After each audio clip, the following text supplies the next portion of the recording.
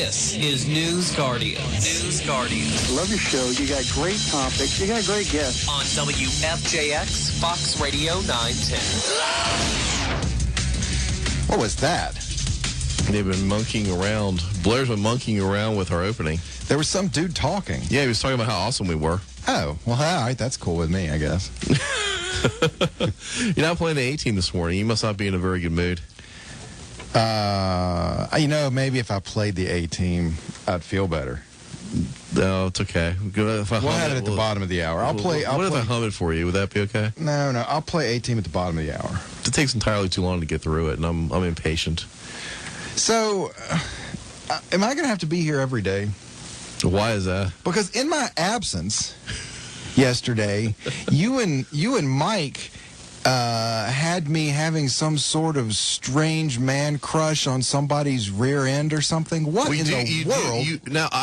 And we talked about the Redskins logo controversy, and you said publicly that if the Redskins change their name and logo, that you're going to burn all your materials except for your Cooley jersey. Well, yeah, because it was a gift from my wife. Yeah, so we just said, you really like the tight end from the... You said Greg has a man crush. I did say you have a man crush on Cooley. All right, well, let me set the record straight, okay? I don't like anybody enough to have a crush on him. It's a man crush. It's not sexual. It's a man crush. I don't like guys enough to have a man crush. You don't have a man crush on me? Not even. There's days you have a man crush on me. No, we're friends. That's not a crush.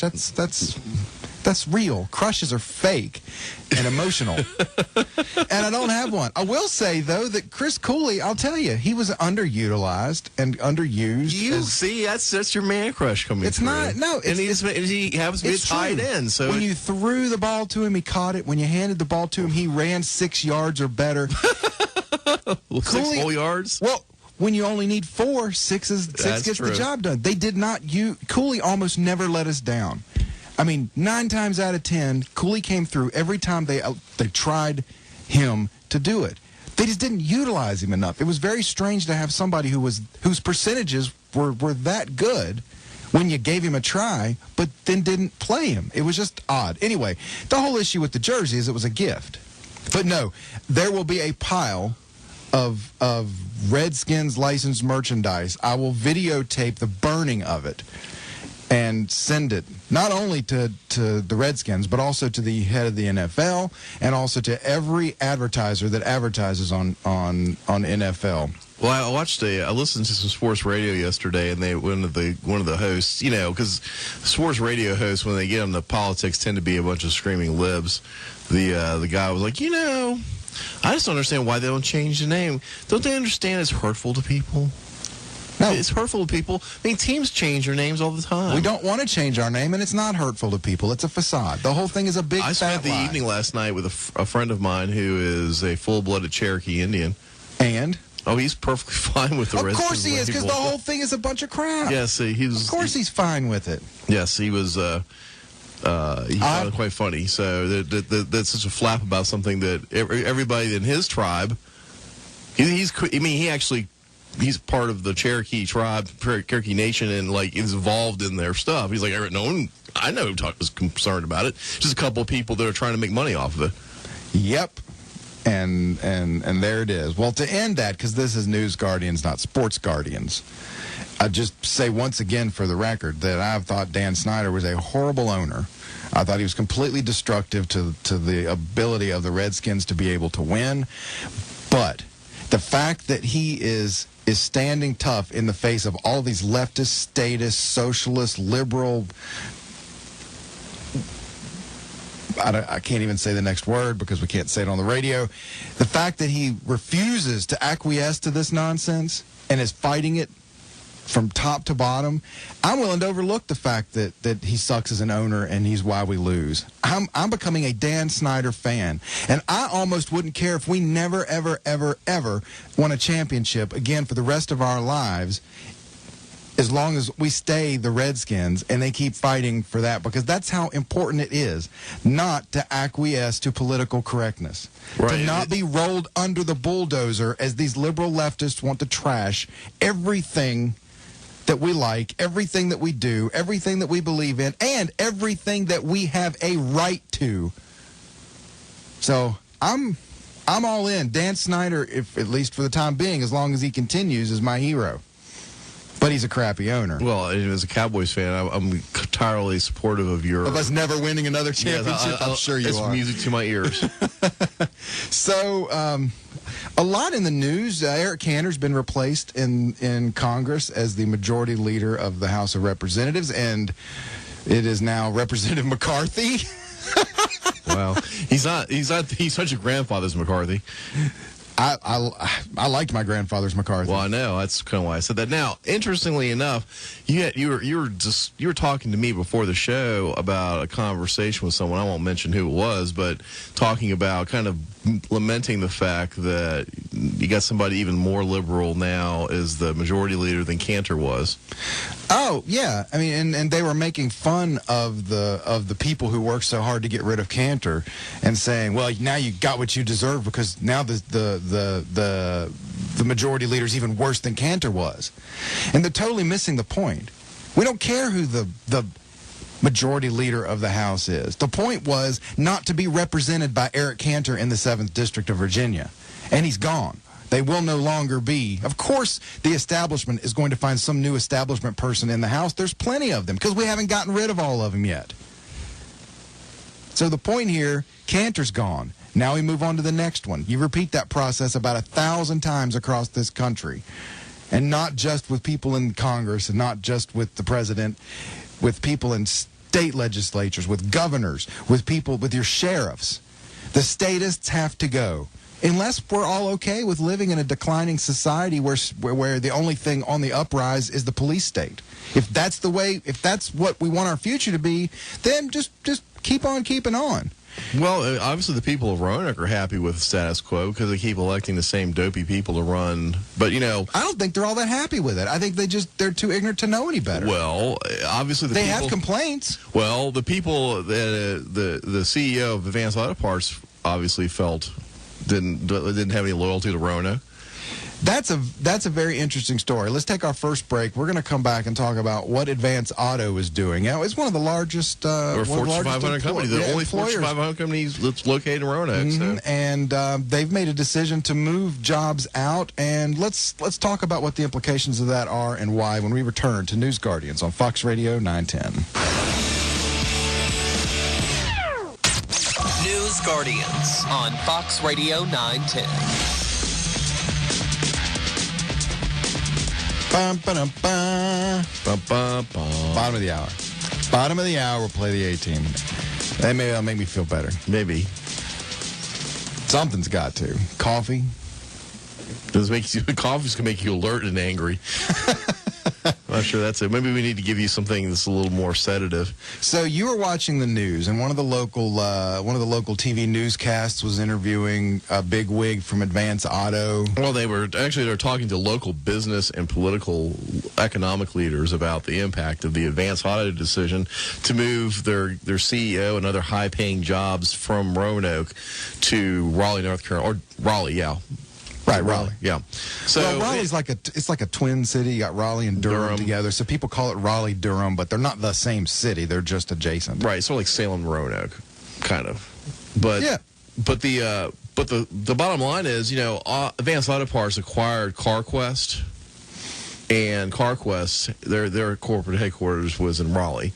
So they're moving, you know, and there's some, you know, I've heard, in fact, I'm reading the article in the Roanoke Times, some professor of business at Roanoke College is saying, because business professors at liberal colleges are always the best sources for economic analysis, yeah.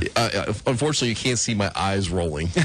But in any event, and he actually makes a good point. I mean, some of this is they're probably trying to change the corporate culture, and you know, having the CEO, you know, there at their headquarters and kind of making sure they do it the Advanced Auto Parts way versus the CarQuest way is probably part of that decision. But you know, one of the things that we talked about yesterday was, well, what did Roanoke do to try and keep Advanced Auto Parts CEO in town? And the answer is nothing, because they didn't get a chance to.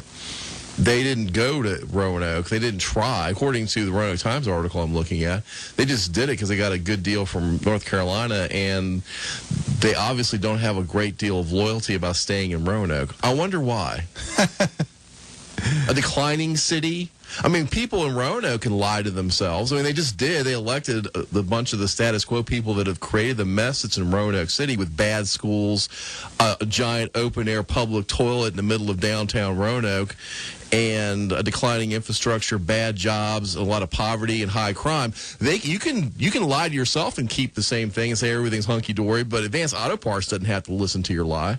No. They voted with their feet. They're leaving. They're getting the heck out of town. Why would a six-figure CEO stay here when they can get the heck out and go to Raleigh, which is a much nicer town with lower crime, better schools, and a better environment to raise their children and raise their families? Why would you stay here? Were they whining like Advance Auto owed Roanoke the opportunity to do something to keep them No, here? they're spinning it. Well, there's lots of good opportunities still, and they'll have 1,000 people here, and it's a great opportunity, blah, blah, blah. They're spinning it to be as positive as possible, but, they didn't. Advance kind of said in their press release they looked at other options in Virginia, but they really didn't. According to the local government, they never approached them and said, hey, we got this deal from North Carolina. Can you match it? According to them. Was there a deal? Lying. Yeah, the North Carolina and Raleigh gave them an incentive package to get them to move, which is standard operating procedures for governments now. I mean, if you didn't have such high rates of taxation and such draconian rules, regulations, and zoning requirements, if you didn't have such crappy crime and horrible living conditions like Roanoke has, you wouldn't have to give incentive packages to try to fight this. People would come. Businesses would come. People would open businesses. Economies would expand right here. See, this is all they're going to do here is use this to make an excuse for the status quo next time around. The next time they're trying to give a tax break only to some giant corporation or to some rich company to get them to stay here or move here or do something, they will use this as an example, completely ignoring the fact that the reason why businesses don't come here and the reason why our economy sucks is because of the general conditions that we have every single day in Roanoke. Not because the incentive packages to these people aren't big enough. Not because they're not doing enough to attract this big business or that big company or this tech office. It's because generally the taxes, the regulation, the schools, everything about Roanoke sucks. Nobody we have a new museum and an open air toilet in downtown Roanoke with umbrellas. Why would you and an amphitheater without seats? Why on earth would you want to leave that? Now, I'm not saying that to disparage Roanoke. I was born in Roanoke. I'm from Roanoke. I'm of Roanoke. I moved away briefly. I came back to Roanoke. I love my city. What I hate is what it's being turned into by crappy politicians who are self-serving, crappy politicians who have lied to the people of Roanoke so that they can keep them living in a crappy city and the politicians can get the perks off of it so that they can stay in power. The problem isn't Roanoke. It's not the Roanoke Valley. It's a beautiful place to live. It absolutely is. It could be even better. It could be a mecca. It could be somewhere where every family in this area can find a good job and can afford to pay for their own children's school lunch. But it's not going to be if we keep putting the same people in charge of doing the same bad things and destroying what Roanoke has. But hey, I'm sure 2 years from now when there's another city council mayor election that we'll talk about how all the great things they've done for Roanoke, how everything is awesome and everything's wonderful in Roanoke. And the same dumb people, pardon my French, but if you voted for these guys, you're dumb. If you're the same dumb people who vote for the same dumb politicians, you'll have the same dumb problem. So, hey, guess what? This is what you get. They're moving. And let me tell you something else. When Advance Auto finds a better place to put the rest of that operation, guess what? They're gone too. They're leaving that crappy strip mall outside of a crappy neighborhood the Cookout and the other restaurants that are outside there are going to be, not going to. I mean, that's not drawing people to your city. I mean, it's. Have you ever been to Raleigh? I've been to Raleigh. It's a very attractive, very nice city, very, very pretty. Lots of big businesses, lots to do, and you got Roanoke. And Roanoke could be that, but it's not going to be that as long as you have a tax rate as high as it is, and you have incompetent people running the city, and you're going to get this. So you get what you get, and you shouldn't throw a fit. And you regulate the living bejesus out of businesses and pester and harass them. Then no, this is what you're going to get. So it's no mystery that these guys wanted to get out. Because again, they're talking about adding 600 jobs to Advanced Auto Parts, and they're saying those jobs, the average salary of those 600 jobs is going to be over $100,000 a year plus benefits. So that would have been nice for the local economy. Yep. If all those jobs were here, or the jobs are already here and are being moved to there. I mean, way to go, Roanoke. Congratulations. Yep. Congratulations. Give him a slow clap. You did it. But, you know, 2 years from now, guys, make sure you reelect Court Rosen. I mean, he's part of the. Oh yeah, because he's part of what's making Roanoke great. Make sure you reelect him. David Bowers has done a fantastic job. Oh yeah, make sure we gotta have David Bowers back. Sherman Lee. Oh, Sherman Lee, yeah.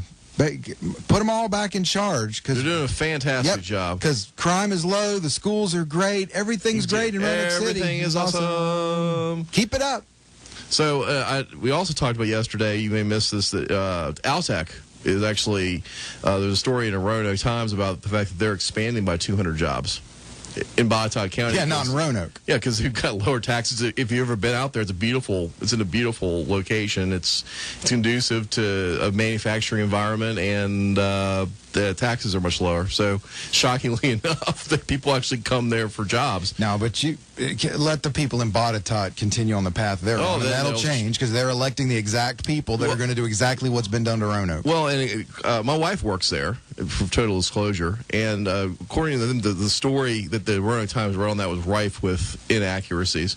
They've already hired most of those people. They've already expanded those jobs. It's just that the Roanoke Times figured out, like, 90% of the way through. And wrote about something in the past as if it were present tense? Yes, because they've already hired most of those people and run most of the expansion already. So they're just kind of finishing it up. I thought that was kind of funny. Still to go on the show, we're going to talk about a government engineer that was fired. And why was he fired? Because he accidentally gave an interview where he talked about having installed chemtrail systems on airplanes. Whoops. You're not supposed to talk about that because it's a conspiracy theory. How can it remain a conspiracy theory if the people involved in it start telling people what they're doing? Yes, one of my former Facebook friends, I unfriended him. They made fun of me for talking about that one time. Oh, well. Also, our local Chick-fil-A apparently is a spot for a spirited political conversation that made its way into an article that has more things wrong, more analysis that's wrong than your average political analysis. Obama laments that Michelle doesn't get paid. I know, that really makes me sad. I like the Tim Scott story, too. And you've probably already heard about this, but I guess it bears making sure. Megyn Kelly sticking it to Dick Cheney on TV. Be careful how you say that. You get yourself in trouble. You were making fun of me in the tight end conversations. I'm just saying. I said it correctly. Megyn Kelly sticking it to Dick Cheney. If I'd have said the other way around, then we'd have a problem. We'll talk about all of that. We still got an exciting show, and we got the A-Team. A-Team theme coming. It's an interesting story here about how Sandy Hook wasn't real. It was actually just a practice. Not that again. It never goes away. I know. Please don't talk about that. How about Obama flunking Climate Science 101? Well, every Democrat, liberal, scum-sucking pig who talks about global warming fails that. If they give that 97% quote, then they're failing already because they're using a false stat. Let's see. I do know, this is according to Obama, I do know the overwhelming majority of scientists who work on climate change, including some who once disputed the data, have put the debate to rest. Yeah, because the overwhelming majority of them are getting paid to say so. Yes. No. The fact that there's a lot of government grants to prove what Obama wants to be the truth is in no way possible a part of that. How about in some parts of the country, weather-related disasters like droughts, fires, storms, and floods are going to get harsher and they're going to get costlier. There's no. But this is the response to that. Technically accurate, but utterly meaningless given the chaotic nature of weather. Records are always being broken somewhere in the future. Increased costliness is given as populations grow and more expensive houses and offices are built to accommodate their needs. Yes, Never discount the ability of a statist, leftist, socialist, liberal scum to use the fact to tell you a lie. Yes, that's why they cover so many. There were fewer tornadoes last year than any year in recorded history. Oh, don't forget you would about never know that from watching the news. Don't forget about how cold the winter was and how mild the summer was before that. Yeah, global warming. We'll be back. News Guardians on Fox Radio 910. This is News Guardians. News Guardians. I love your show, man. It's great. We just need to talk about it. On WFJX, Fox Radio 910.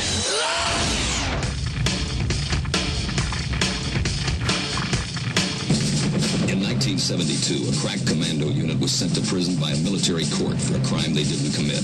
These men promptly escaped from a maximum security stockade to the Los Angeles underground. Today, still wanted by the government, they survive as soldiers of fortune. If you have a problem, if no one else can help, and if you can find them, maybe you can hire the A-Team. Oh, yeah. I am feeling better. I know, nothing like a cheesy 80s sitcom, or, well, really kind of a sitcom, drama series with hand quotes to make you feel better. That was because B.A. carried a Mini 14, baby. You couldn't hit the broadside of a barn. Not at 8 o'clock on, at 8 o'clock on national television. The best thing about that show is they'd always have, they'd be being chased by a bunch of bad guys in a Jeep, and the Jeep would hit a ramp and flip and do 3 somersaults in midair and land, and they'd always have to shoot the camera back over to see the 3 guys crawling out of the Jeep unharmed but shaking their head like, oh, in a crash and no one possibly could survive. But they always showed the people walking away from the crash as if they hadn't gotten hurt. I even made fun of some of that when I was a kid. But the point here is to believe in something magical and something great. And that's what it is. That the A-Team, against all odds, could be so awesome, doing so many great things for so many little people who are being tyrannized and abused by bad guys. So we should just go out in the Roanoke and build a tank out of sheet metal and old cars and then charge in the city council. Is that what we should do? That's what they did in every episode. They built a tank out of something and then defeated the bad guys. So before we move on, I have to read a couple more of these little statements by the president on the climate. Climate change, yes, because he's an expert on climate change. Now, here's the most factual one of everything he said. Quote, "I'm not a scientist." Do you think? Got that right. Let's see. Today's Congress is full. This is from Obama. Today's Congress is full of folks who stubbornly and automatically reject the scientific evidence. Yes, indeed, and they are called Democrats. Because there has been any significant global warming. Global warming. That means like the whole Earth since 1997. Yeah, actually, you're now. If I take off my shoes, that sounds like 10 years would be 2007, and then that's 7 more. That's 17 years. Wow. I'm getting old. It says he goes on to say they'll tell you that climate change is a hoax, or a fad. Yep, and the name for people who say that are truth tellers. Very good. One member of Congress actually says the world might be cooling. I'm thinking, only one? I mean, the world has been cooling now for 17 years, and only one person in Congress has figured that out? This is a problem. That's why getting rid of Eric Cantor is just the first step, if it's the real problem. Oh, yeah, there's still lots to go. I think Dale Dribble said it best when he said, I know what's wrong with your truck, Hank. It's the quote-unquote pollution controls. I heard on talk radio, you don't even need them. They're just an egghead government plot. Well, honestly, there are emission issues with vehicles. Because gasoline-powered engines are inherently produce chemicals, and they need to be. And there's been a lot of improvements in air quality based on emission controls. That's nothing wrong with that. It's just CO2 isn't a problem. No, I bring that up because this is how we're portrayed. This is how the leftists in the media portray people who are actually making a lot of sense, a lot of common sense, and a lot of scientific sense, as if what we're saying is we want pollution, and we don't believe that there's pollution, and we don't care about clean air, and we don't care about clean water. We're not talking about any of that. What we're talking about is the idiotic, unprovable theory that man is increasing CO2 levels, and that is causing climate change. That is wholly different than clean air, clean water, than real pollution. These are separate. But as Saul Lewinsky teaches the radicals on the left, you ignore the truth about that. You just equate people like us who they are against with anything bad and make it stick, and you'll get your way. Well, that's been working. Well, R.C. Clear hates the air and water in Roanoke County because they refuse to work on anything but plant food. That was a hoot. And why didn't the Roanoke Times report on the fact that R.C. Clear refused? Because they love R.C. Clear. Because Dan Casey calls it R.C. Smog. Our group R.C. Smog now, because we're supportive of smog.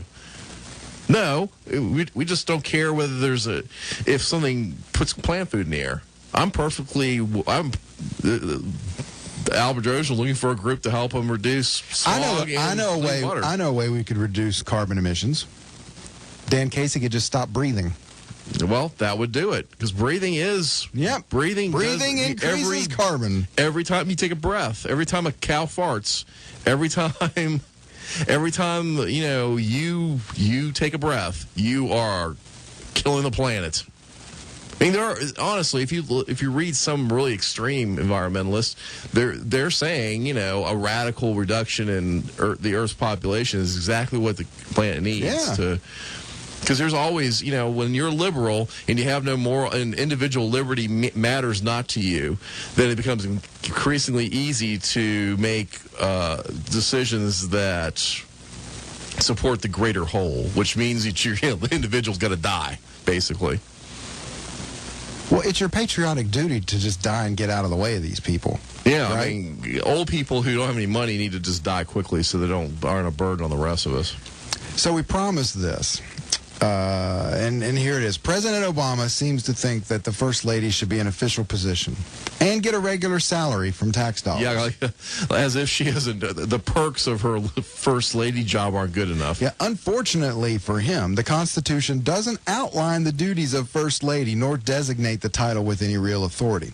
So apparently, News Guardian Chip, it's not enough that working Americans are already paying for her lavish vacations. In her entourage. He's not going and the lavish vacations of her friends and family. He's not going to be happy until she actually earns a salary for her. Why doesn't he just do an executive order? He does it for everything else. Interesting. Why doesn't he just do an executive order? Maybe just the optics would look bad. When did that care? When did he care about the optics of a situation? Trading 5 terrorists for 1 terrorist? What about the optics? Think about the optics of that. Well, we'll give you 5 terrorists. You give us 1 back. I know it's a net 4, but we'll figure out how to. And your guy is a traitor. But other than that, what's wrong with that? But we don't negotiate with terrorists. But here's what he said, and this is in the conversation that he's having supporting government forced minimum wages. I will say the First Lady's kind of a bad example because the First Lady doesn't get paid, and she works pretty hard. Oh, poor Michelle. She's working so hard. God, it must. She's messing up my school lunch program, but by golly, she's working really hard and screwing it up. Way to go, Michelle. Usually those in government who work the hardest at screwing things Get up paid or a lot. screw things up the most are the ones that make the most money at it. I mean, I didn't make this up. He really said that. Oh, I mean, I this know. is just. Well, some of it's just, is that his real position, or is he just trying to, keep his wife happy? Well, that's interesting. That's interesting. I think maybe it would have been more. It would have been fairer if the press had treated Michelle as badly as they treated Nancy Reagan. Well, of course they're not, because you've got a friend in me. At the New York Times, I'll always defend you, no matter how dumb you are. You've got a friend in me. I mean, when you've got a press that occasionally they've got to make it sound at least like it's kind of like dealing with the Obama administration dealing with big corporations. They talk about them like, they have to say some bad things about it, but then they go to the back room and cut a deal and, work it all out and get lots of big donations and make the tax code be what they want it to be. So they've got to do some things. The press occasionally says something about the Obama administration that shows they're really watching them, but they don't really mean it. No. Now, so you teased me earlier about Chick-fil-A. Yeah. There's a story. It's on the quasi-conservative website, The Bearing Drift. There's a parody called Bearing Adrift. The Faux. But it's written by a gentleman named Bill Card, and he is a lifelong Republican and chairman of the Prince William County Republican Committee, the third largest GOP unit in Virginia. You said unit. So basically, as you may remember, a couple weeks ago, the Roanoke Valley hosted the Republican GOP convention at the Civic Center. And afterwards, he was very happy, Mr. Carr, and he went to the Chick-fil-A afterwards to grab a bite to eat. And he met a Tea Party couple. And he always capitalizes TEA in those throughout the article. I found that funny. But in any event, he spoke, and this is a quote from the article. "We spoke, and surprisingly, they were not happy." What followed was a conversation that I've had many times about the direction of our party, and it always amazes me that some of this mythology about the Tea Party continues. Well, right off the bat, if he is surprised that they weren't happy about the outcome, then he's an ignorant loser. What in the world would have made him thought they were going to be happy about the outcome? Yeah, so how stupid is this guy from Prince William County? I would imagine that if I was a Tea Party supporter, I would be probably likely to have supported the person who lost in that, Jack Hill or Tony DeToro or one of the candidates that, other than Ed Gillespie, would be the one candidate I wouldn't support because we wouldn't reflect the values of a Tea Party person. Well, I think he may have thought that Ed Gillespie lying and trying to convince conservatives and Tea Party people and libertarian-minded people that he was one of them and that he believed in that stuff. I think this guy apparently thought that Ed pulled that off. That somehow magically all of those people really believed Ed when he was lying about actually believing in liberty and freedom and the Constitution and all of those things. Because the guy from Prince William County was snowed, so it surprises him because he thought everybody was snowed since he got snowed, right? Well, basically what he to paraphrase a lot of rambly, I'm not sure it's a very rambly article, but one of the things they said was they compared Ed Gillespie to John McCain. And he goes on, what difference does John McCain make now? Whatever I ask a Tea Party person, what's wrong with the Republican Party? The answer is always, and always is all caps. It never fails. The answer is always a person. John McCain needs to shut up. Lindsey Graham is an idiot. John Boehner is a coward. All have an element of truth, that they are all completely irrelevant on a Virginia voter. Why are those things irrelevant? Because what they're doing is equating those well-known figures to Virginia political figures. Okay, I don't have to equate. If I look at Speaker Howell in the House of Delegates, for example, I mean, he's voted repeatedly to raise your taxes. He's voted against liberty, and he has a political action committee that's dedicated to defeating anybody who who dare to support those kinds of, it's so radical that they want to reduce taxes and reduce spending. He needs to go. If you're a Tea Party activist, you should be wanting him out of office. Is there something wrong with that? I mean, he says you should go, if you want to get rid of John Boehner, you should move to Ohio and vote there. Well, we're not trying to do that. We want to get rid of the people here in Virginia, like You're Eric like Cantor. those people. Yes, you're like them. But I guess people are so fixated on the national scene that sometimes they need to be reminded, because most people do. You know who Speaker Howell is. They have no. I mean, I've told this story before. I've got a friend of mine who doesn't realize there's a state government separate from the federal government. Wow. So sometimes making that analogy, but he just and of course they talk about the established. What exactly does that mean? It's now part of the national lexicon. The Washington Post, after Roanoke, labeled Ed Gillespie the establishment candidate. Talking to the Tea Party folks at the convention, you get a range of answers. One friend got perplexed when I asked him if I was part of the establishment. Well, no one's ever questioned my conservative credentials. Well, by writing this article, I question your conservative credentials because you're saying a lot of stupid stuff in this. Honestly, I don't even think that term is the proper even way to talk about it.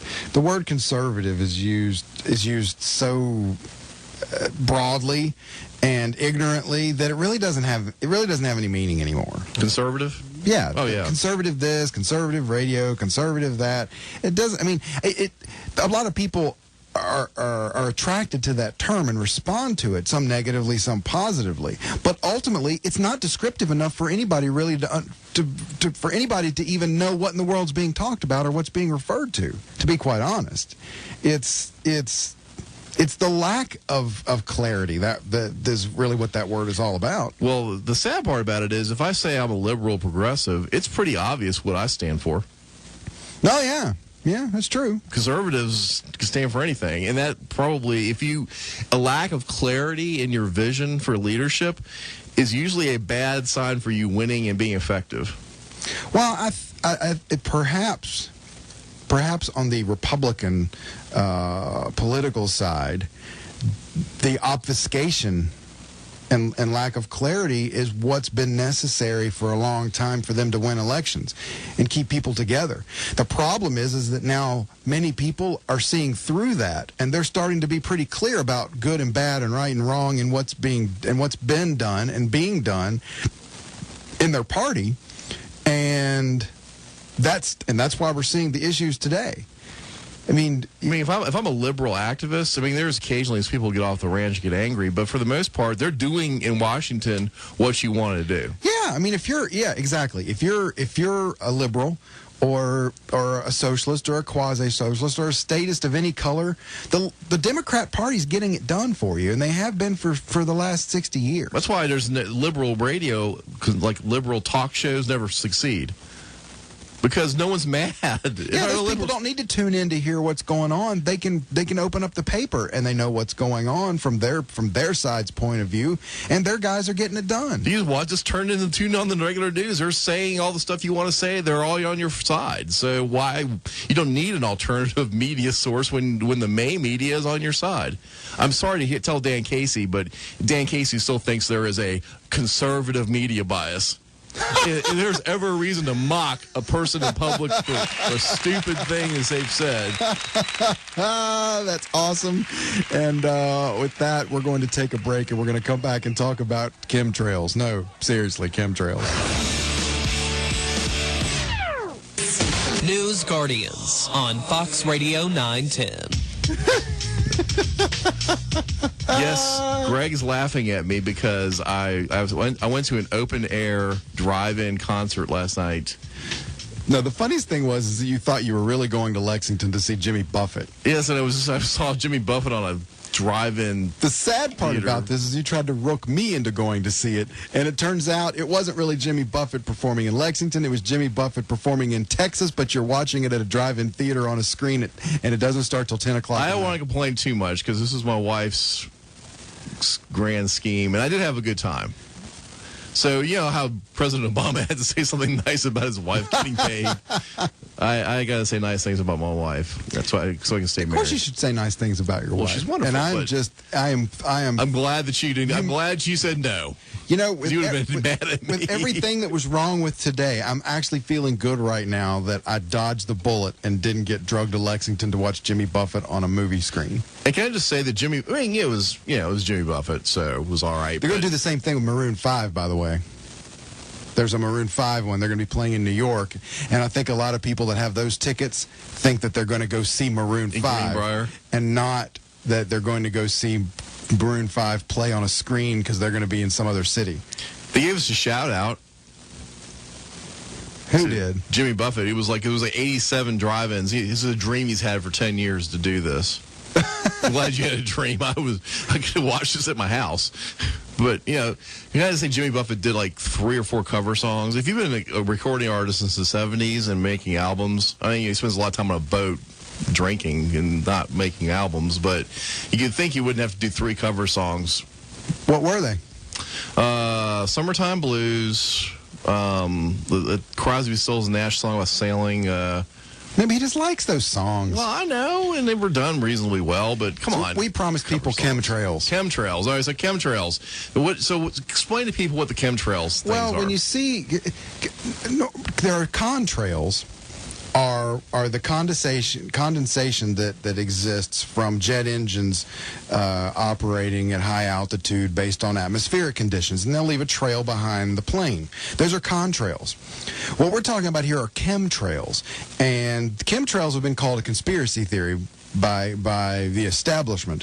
But what a chemtrail is, it is a trail of smoky gas that you see from behind a plane that's there because some sort of chemical is actually being sprayed for dispersion in the air by the plane. And the government claims that they're not spraying anything in our atmosphere.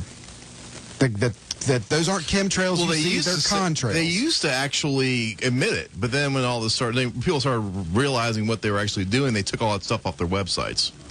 So a gentleman got fired. You've got the story there, right? I do. What's this guy's name and what did he do? I can't find his name on the article. Basically, he was an engineer who gutted the planes, mounted the tanks, installed the cables, and took pictures of the spraying devices.